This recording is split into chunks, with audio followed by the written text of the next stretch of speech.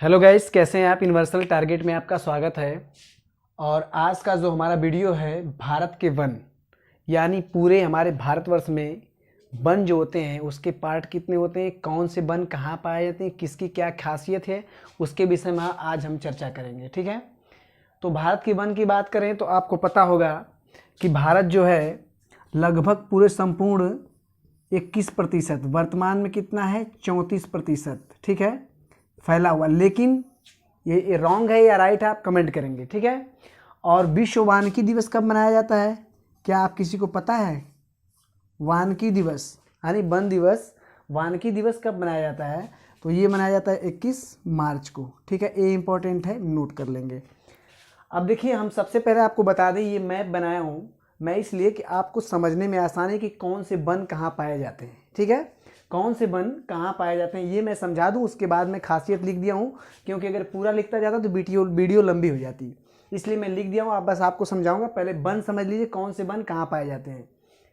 देखिए, जो ये आप देख रहे हैं ब्लैक पट्टी, यहाँ से ये ब्लैक पट्टी और ये ब्लैक पट्टी, ठीक है, ये आपका आ जाएगा मुंबई का कुछ क्षेत्र आ जाएगा, महाराष्ट्र, केरल, कर्नाटक, गोवा।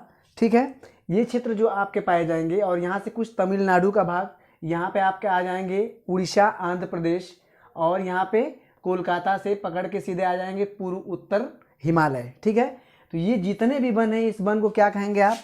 इस वन को कहेंगे सदाबहार वन। ठीक है, सदाबहार वन, इंपॉर्टेंट नोट कर लें। इसी को चिरहरित वन भी कहते हैं, सदाबहार वन भी कहते हैं। ठीक है, तो ये इंपॉर्टेंट है। ये ब्लैक पट्टी की बात कर रहा हूँ। ठीक है, अब देखिए आगे आते हैं।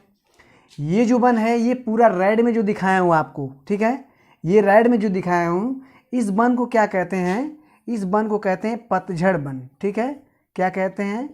पतझड़ वन। ठीक है, ये जो रेड पट्टी है इसको कहते हैं पतझड़ वन, इंपॉर्टेंट नोट कर लेंगे। ठीक है, पतझड़ वन कहते हैं, इसी को पतझड़ वन या पर्णपाती वन कहते हैं। ये पूरे भारत में सबसे ज़्यादा हर जगह फैला हुआ है।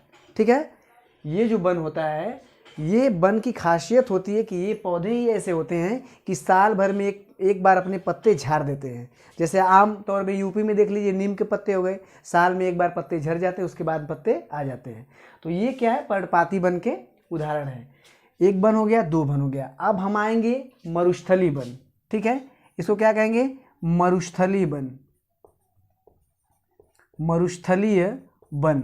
देखिए, ये वन जो होता है आपका गुजरात का कुछ पार्ट, महाराष्ट्र का पार्ट, और यहाँ पे आ जाएंगे, बीच में आ जाएंगे एमपी के कुछ तेलंगाना क्षेत्र में। ठीक है, यहाँ जो पठार पाए जाते हैं, तो यहाँ पे कुछ भाग ये, और यहाँ पे अंडमान निकोबार। ठीक है, अंडमान निकोबार में भी कुछ पाए जाते हैं। ठीक है, मरुस्थली वन।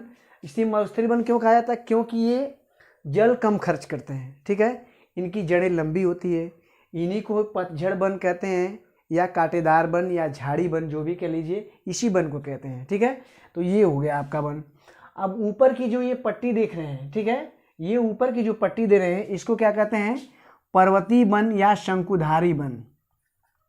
ठीक है, पर्वतीय वन या शंकुधारी वन। ठीक है, शंकुधारी वन।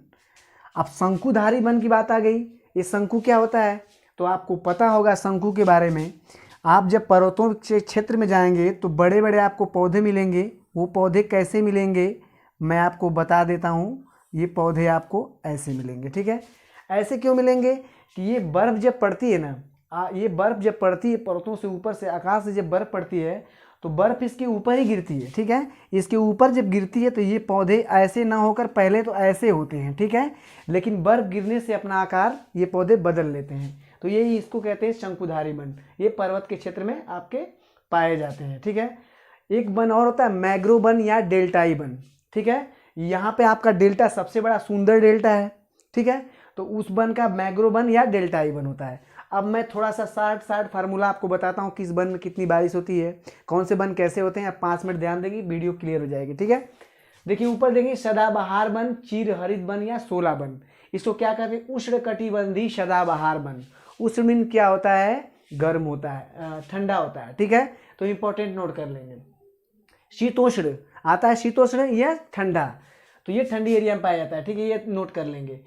तो ये देखेंगे सदाबहार सदाबहार वन, चीर हरित वन, ये आपके उष्णकटिबंधीय सदाबहार वन कहे जाते हैं। ठीक है, इसमें क्या होता है 200 सेंटीमीटर से अधिक बारिश होती है। इंपॉर्टेंट नोट कर लेंगे, 200 सेंटीमीटर से अधिक बारिश होती है।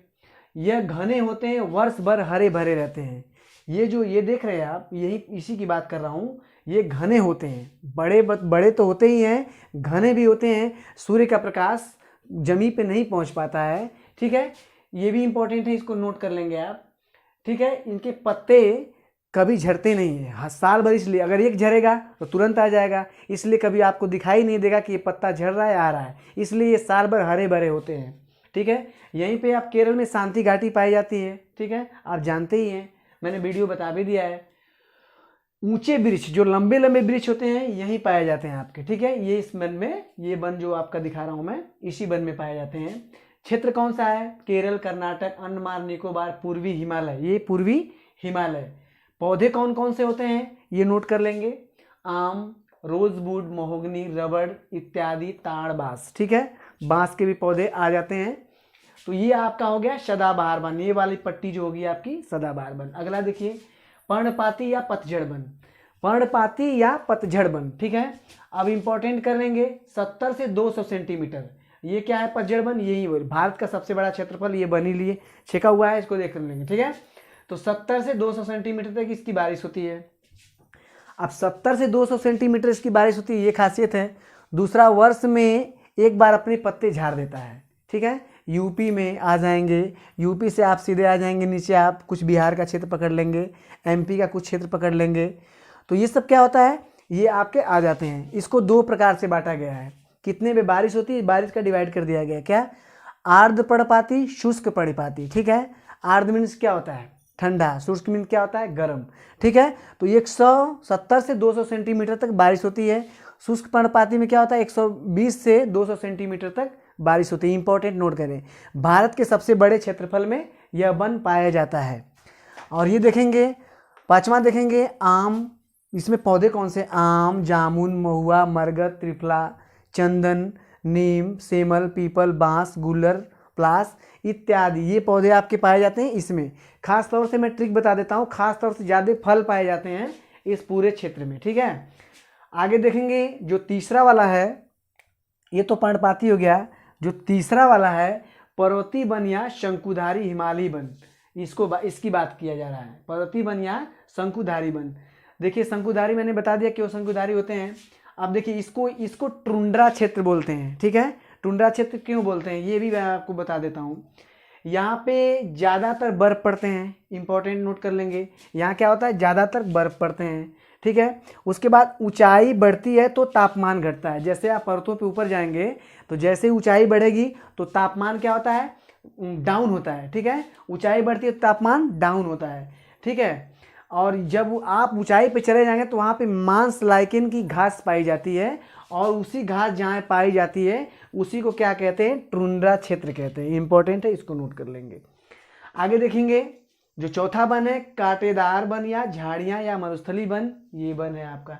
ठीक है, यही इसको वन कहते हैं क्योंकि ये जल कम खर्च करता है। आपको जानते ही हैं कि मरुस्थली भाग है, जिसको थार का मरुस्थल आप इंपॉर्टेंट जानते ही हैं। इसमें 70 से कम बारिश होती है। अब आप एक चीज़ सोच रहे हैं कि इसमें बारिश का मैंने नहीं बताया, मैंने इसलिए नहीं बताया कि यहाँ पे बर्फ़ ज़्यादा होते हैं। बारिश का कोई वो वैज्ञानिकों ने डिफॉल्ट नहीं दिया है। ठीक है, तो ये इंपॉर्टेंट आप नोट कर लेंगे। कांटेदार झाड़ियाँ मरुस्थली वन की बात करें, 70 से कम यहाँ पे बारिश होती है। ठीक है, ये इंपॉर्टेंट है। देखिए, बारिश का क्वेश्चन पूछता है कितनी से कितनी बारिश होती है। ठीक है, तो ये नोट कर लेंगे। पौधों की जड़ें लंबी होती हैं, इनकी पौधे की जड़ें लंबी होती हैं। क्यों? क्योंकि पानी कम पाती हैं। ठीक है, तो ये भी इंपॉर्टेंट करेंगे। जड़ें लंबी होती हैं, जल कम खर्च करते हैं। पौधे कौन से होते हैं ये भी आप देख लेंगे। पौधे होते हैं बबूल, खैर, खेजड़ी, खजूर, नागफनी, खसखस का एक पेड़ होता है वो भी होता है, खैर, बैर इत्यादि। और लास्ट जो वन है मैंग्रोव वन, डेल्टाई वन, जो यहाँ पे सबसे बड़ा सुंदरबन डेल्टा पाया जाता है। ठीक है, जिसमें आपकी गोदावरी, कृष्णा और कावेरी नदियाँ अपना जल प्रपात करती हैं। देखिए, इसमें क्या होता है कि इस मैंग्रोव वन में एक सुंदरी नामक का पौधा होता है, उसी के नाम पे सुंदरबन डेल्टा का निर्माण हुआ है। ये इंपॉर्टेंट नोट कर लेंगे। अगर पौधों की बात करें, सुंदरी वन जो पाए जाते हैं 23% अरब सागर में, यहाँ पे 59% बंगाल की खाड़ी में, और 18% अंडमान निकोबार में। यानी कि ये पौधे सुंदरी वन पाए जाते हैं। तो ठीक है, ये वन का वीडियो स्क्रीनशॉट आप ले सकते हैं और आशा करता हूँ, उम्मीद करता हूँ कि ये वीडियो आपको अच्छा ही लगेगा तो कमेंट करिएगा, लाइक करिएगा। फिर अगली वीडियो में आपसे मिलते हैं, तब तक के लिए थैंक यू।